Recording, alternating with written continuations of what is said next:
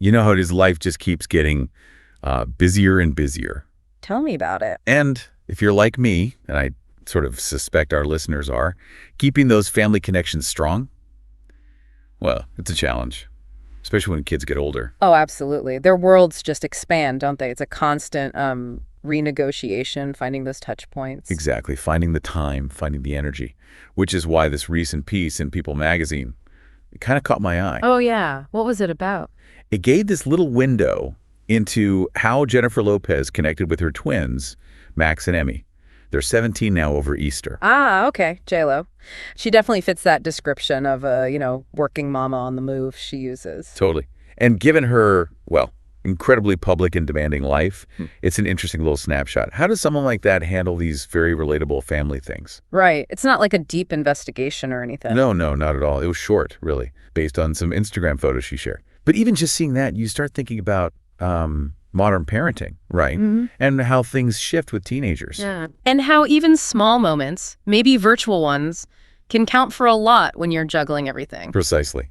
So that's our mission here, really. Let's look past the celebrity headlines for a second and see what we can maybe glean about connection, about family dynamics today. Sounds good. Finding the universal in the specific, I like it. Okay, so the main thing was she connected with Max and Emme on Easter using FaceTime. Right. FaceTime on a big holiday. Yeah, traditionally you think about everyone being together, physically present, but here the connection she shared publicly was virtual. And her caption, what did it say again? It was something like, "Grateful for FaceTime on days like today. Happy Easter from this working mama on the move." Plus some emojis, Yeah. Say. So that's interesting. Grateful for FaceTime. It's not just, oh, I had to FaceTime. It's an appreciation, an acknowledgement that, yeah, her schedule's crazy, but she's still making that connection happen. Yeah, it feels like an active choice. And the article points out she was literally performing the day before. Where was it? Saudi Arabia. Yeah, the F1 Grand Prix there, so miles away. Wow. Talk about being on the move.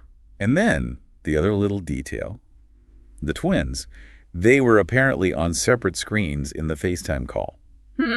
That is telling, isn't it? Right. It sort of hints at them having their own things going on. They're 17, they have their own lives, their own space, not necessarily joined at the hip anymore. Exactly. That's a huge part of parenting teens, isn't it? Recognizing they are distinct individuals now, their interests diverge, their schedules. So maybe individual check-ins are just as important, or even more so sometimes. It does make you think about how communication has to adapt, acknowledge those separate paths they're starting down. And she really leans into that working mama on the move identity. It's right there in her caption. Yeah, she owns it. And the article made this interesting contrast. One day she's performing in this skin-tight hot pink catsuit. Yeah, very J.Lo. And the next, she's on FaceTime with her kids wearing a simple nude-colored turtleneck. That visual juxtaposition, it really says a lot, doesn't it? About the different hats parents wear. Definitely. We all shift between roles, maybe not that dramatically, but still. Public persona, private moment. It's a powerful reminder of just the multifaceted reality of being a parent today. Something else mentioned briefly was her being at the Accountant 2 premiere with Ben Affleck. Okay. And the detail was that her kids chose to come support him. Chose to come. That wording is key. Yeah. It's not just they came. It implies their agency, their decision. It wasn't just expected or mandated. That's a subtle but really significant shift you see with older teens. It moves from, parental authority saying you will be here to a more voluntary thing, based on their own relationships, their own willingness. Suggests a more mature, kind of negotiated dynamic between them all. Exactly. So this Easter FaceTime call, it happens against that backdrop. They're 17, getting more independent. Which makes finding connection points maybe require more conscious effort. Well, yeah, the article actually touched on that. It mentioned Lopez took last summer off to be home with the kids. Oh, really? The whole summer? Seems like it, or a significant chunk. And she apparently said it was, quote, "the best thing I think I've ever done." Wow. And also, it's not like me to do that.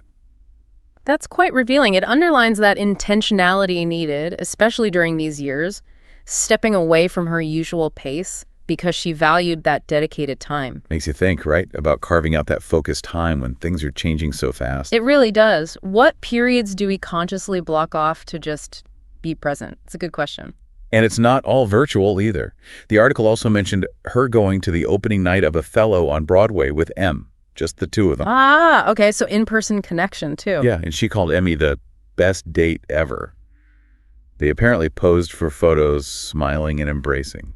So you see this mix, don't you? Using the tech when you have to bridge the distance. Like for Easter.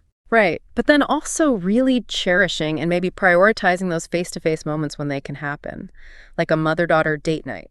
It shows a kind of flexibility, maybe, adapting the approach based on circumstances. That blend feels very real, very 21st century parenting.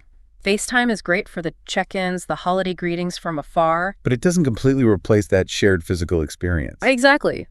That offers a different kind of depth, doesn't it? Shared laughter, body language, all of that. Okay, let's circle back to the FaceTime photo itself. Yeah. The visual details. She was wearing, like, a festive sweater. Yeah, the article mentioned a pastel pink and green Easter sweater. And a pink hair bow. And even a purple necklace that said Happy Easter. Huh.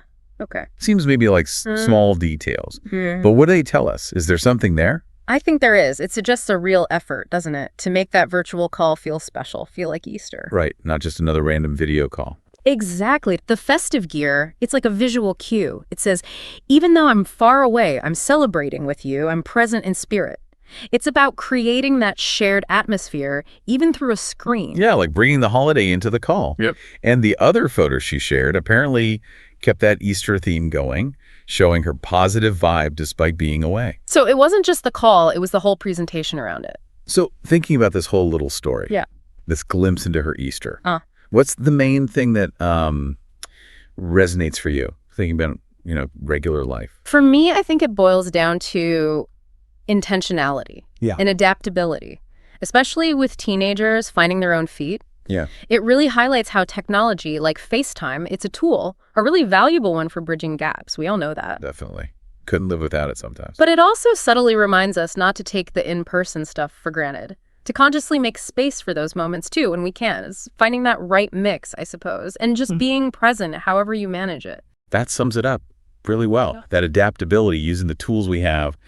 It's a reality for so many families now, isn't it? Scattered around busy schedules. Absolutely. And maybe this little story, about a superstar's Easter FaceTime, maybe it just prompts a useful question for all of us. Which is, Well, does it? as our own lives keep changing and our kids' lives change, how are we intentionally creating and protecting those connection points? Are we adapting how we stay present in each other's worlds? That's a good question to sit with. Yeah. How do we keep adapting? Yeah, maybe seeing how someone else navigates it, even someone famous, just gives us a moment to reflect on our own ways of doing things in this crazy, busy modern age. Thanks for watching. Don't forget to like, subscribe, and stay tuned for more updates on this developing story.